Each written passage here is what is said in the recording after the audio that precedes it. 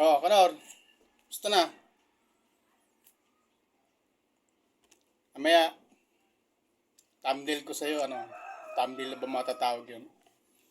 Ano, inutil ng kalingap. Ano, Kanor? At mo nasabing inutil ng kalingap. Inutil ka naman talaga eh. Bakit ka mo? Nasabi mo? Ilang taong ka na sa kalingap? Bago mag-pandemic? Nasa kalingap ka na? Nasaan ka na ba ngayon? Ano na narating mo? Sagutin mo nga to. Mamaya. Papaliwanag lang muna ako sa ano ko. Ayan, pikwa oh. Para maiba naman style. Hmm. Ngayon, may nag-comment kasi doon. Kahapon kay, nasa comment section kami. Ano ka daw? Yabang mo daw. Kung tumawa ka raw, para ko daw Diablo. Siguro, napikon. Ano sa tao mo? O ngayon, yan lang ba kayo mo, Kanor? Magtawa-tawa sa ano mo, sa live mo? Ano yun? Defense mechanism mo? Hmm? Ano ba tawag doon? Defense mechanism? Yan. Medyo layo-layo tayo sa camera. May nag-advise sa akin na medyo lumayo-layo. Paano kung hindi masasabing inutil ka? Pakinggan mo mabuti ha. Makinig ka. Sabi mo 5 taon ka na sa kalingap. Wala ka naman sinabi 5 taon. Pero sabi mo bago mag-pandemic, sa kalingap ka na. O di ilang taon na yon. Kung bibilangin mo yon, March 2020 ang ang lockdown. March 2025 na ngayon. Di pumapatak na 5 taon. Kung di ako nagkakamali. Ano ba ang advocacy ng kalingap? Di ba magpabahay? Di ba yan ang pangunahing layunin ng kalingap? Bakit hanggang ngayon, pabigas-bigas ka pa rin? Pinagyayabang pa. Hindi ka naman nilalanglang ang bigas ha. Pero sa katulad mo, dapat hindi na bigas ang pinamimigay mo eh. Dapat nagpapabahay ka na rin eh. Ilan naman ang pabahayan mo? Yung mga kasama mo, si Kalinga Prab, ilan na ang napabahayan yan? Si Vincent, sabi niya 12. Kalingap Dan, sino ba nauna sa inyo ng mga yan? May pabahay na sila. Kalingap Alvin, may mga napabahayan na yan eh. Ikaw, sino napabahayan mo? Sarili mo. Di ba? Sino nakikinabang sa kalingap ngayon? Bilang charity vlogger ka, nakikinabang ba sa iyong kalingap? O ikaw mismong nakikinabang sa kalingap? Yung pinadadala sa'yo ng sponsor, imbis na pabahayan mo yung mga beneficiaries ng kalingap, sarili mo pinababahayan mo. Tapos pagyayabang mo yung bintana mo. Kung tutusin, sarili mo nga, hindi mo pabahayan eh. Kasi, donation lang din yung pabahay mo eh. Yung bahay mo eh. Saan galing yung bintana mo? Di mo sa bunganga mo rin ng galing sa sponsor? Yung pintura mo? Yung bubong mo, inutangan mo pa? Ngayon, kalaki-laki mong tao, inutil ka pala. Diyan sa kalingap. Tagal-tagal mo na dyan. Wala ka pa napabahayan kahit isa. Hanggang ngayon, pabigas-bigas ka pa rin. Wala bang grocery dyan? Walang grocery item kang maipamimigay? Kahit pang ulam lang man, kahit tuyo, hindi mo sinamahan yung bigas na binigay mo? Anong pinagyayabang mo? Na 5 taong ka na sa kalingap o na matagal ka na sa kalingap? Tapos, kumusta yung channel mo? Hanggang ngayon, uuyad-uyad pa rin.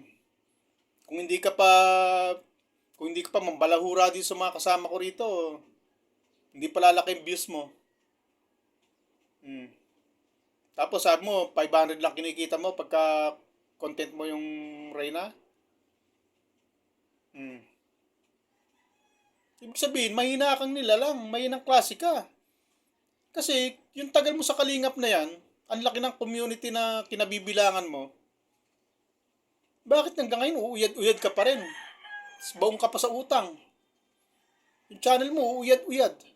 Alam ba, ibig sabihin ng uuyad-uyad? Yung parang pagong na, pag naglakad kapi-kapiran gutang nararating. Mabilis pa yata sa'yo, pagong eh. Ang katulad mo, ano, yung isang hayop sa gubat ng Amerika yata yun. Ano ba tawag doon? Sloth ba yun? Napakabagal gumalaw. Ganyan yung gumalaw yun, oh. Bago makakapit sa, bago ano, talagang napakabagal nun. Sloth yata yun eh. Ewan ko kung ano yun. Siguro sa mga kasama ko, may na, talagang bago niya maiano yung ano niya, yung kamay niya, talagang napakatagal. Kaya kung isang puno aakyatin niya, siguro 3 araw bago siya makaakyat sa taas. Sa sobrang bagal. Ganun ka, Kanor. 5 taon. Pinagmayabang mo pa. Pioneer. Kumbaga, wala akong sinabi sa yung sinabi mong pioneer ka. Basta sinabi mo, matagal ka na sa kalingap. Oh. Ano nangyari sa channel mo? Bakit hanggang ngayon, pabigas-bigas ka pa rin? Yabang mo ha. Tigil-tigilan mo yung kayabangan mo, Kanor. At pagkatapos yung mga kasama ko rito, pinupuna mo. Pati yung pabahay kay Reyna, pinipintasan mo. Ano, ikaw? Sino na pabahayan mo? Kahit baka bahay kubo ng mga beneficiary ng Kalingap may nabigyan ka, may napagawaan ka. Ha? Tapos kung makapuna ka sa pabahay kay Reyna, ganun na lang. Ang galing mong kumuwenta. Kung may napabahayan ka na, malalaman mo ngayon kung ganong laki ng gasto sa isang pabahay. At saka ka pumuna. Ha, Kanor? Ginagalit mo yung bigote ko, buti lang nag-aahit ako. Ikaw, Kanor, parang wala ka yata pang-ahit. Minsan nakikita ko, nagla-live ka. Yung mga bungot-bungot ka pa dyan eh. Walang pambili pang-ahit, no?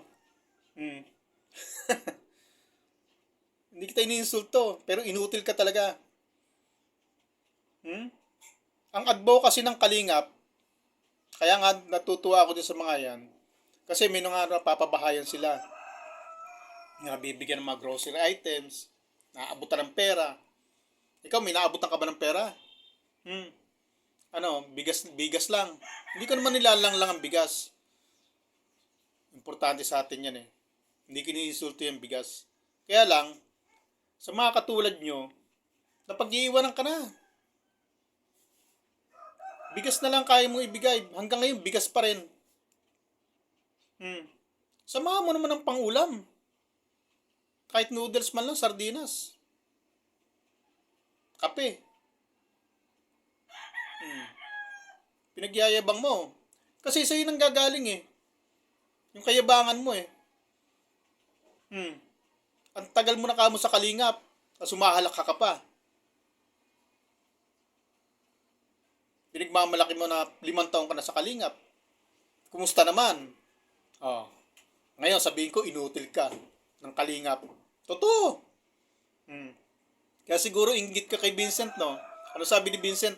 12 pabahay. Sino man nauna sa inyo ni Vincent? Ikaw? Ilan na napabahayan mo? Ha? Advocacy ng Kalingap yan, pabahay.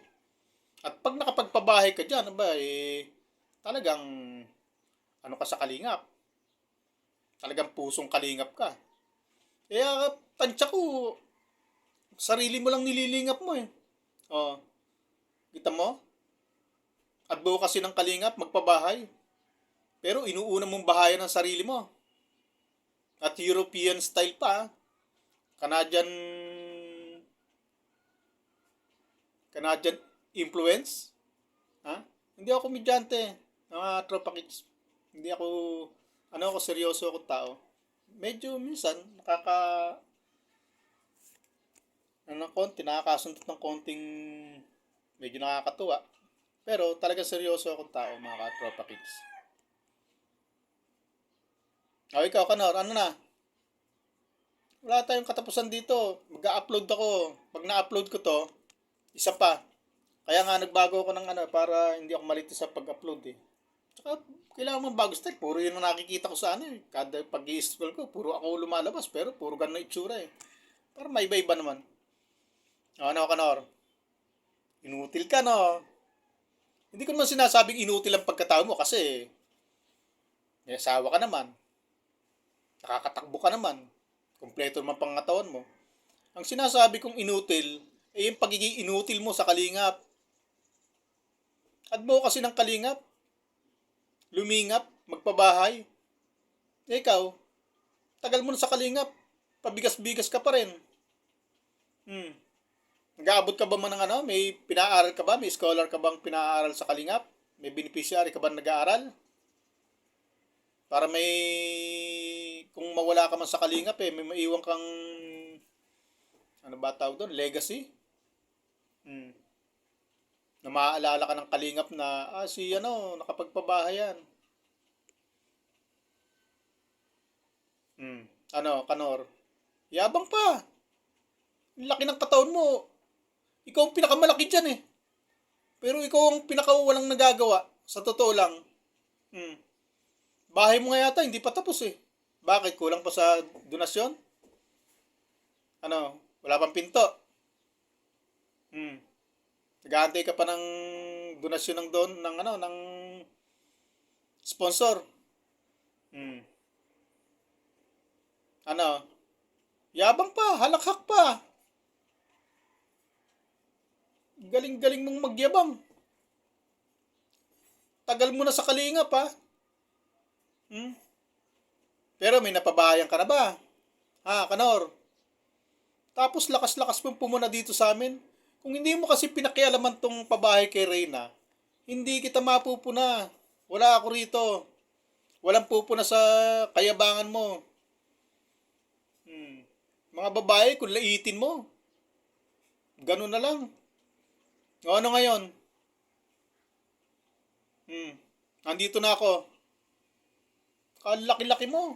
Babae lang na ano mo. Tapos, puna ka ng puna sa babahay.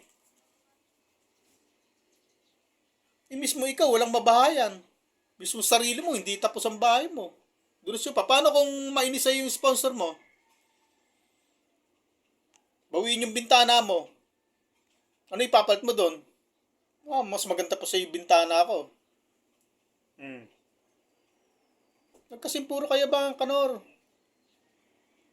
Magyabang ka pagka may ipagyayabang ka na. Huwag mo ipagyabang yung, kung hindi ka nga nangutang edi wala kang bubong. Araw-araw kayong basa dyan. Pag umulan, pag umaraw, baka mangitim ka. Tutulog ka, wala kang bubong. Yabang pa. Halakhak pa. Nainis yata sa'yo yung nanood sa'yo eh. Nagsumbong sa ano. Kung makahalakhak ka raw, parang Diablo eh. Yan ang kaya mong gawin. Pero yung laki ng katawan mo na yan, inutil ka talaga sa kalingap. Kung ako sa'yo, malis ka na dyan. Inutil ka naman dyan eh. Wala ka naman nagagawa eh. Bigas-bigas ka lang. Yung binigay mong bigas sarili mo pera yon? Ikaw lang naman kumikita sa binibigay mo. Magbigay ka ng isang sakong bigas, isang 25 kilos. Ang alam ko dati sa bigas 50 kilos yan isang sako. Ibig sabihin, kalahating sako lang yan. Niripak lang sa mas maliit na sako. Nung araw, nung panahon namin, ang isang sakong bigas na tinatawag, 50 kilos. No, ngayon, 25 kilos na lang. Niliitan, isang sako na. Meron pa nga tig 5 kilo, tig 10 kilo. Nire-repack na sa maliit para masabi na social pagbigay mo. Isang sako. Kasi pag nagbigay ka ng 25 kilos ngayon, na hindi nakasako, naka-plastic lang, hindi maganda dating. Anuin ko muna to, tapos upload pa ako ng isa para sa'yo.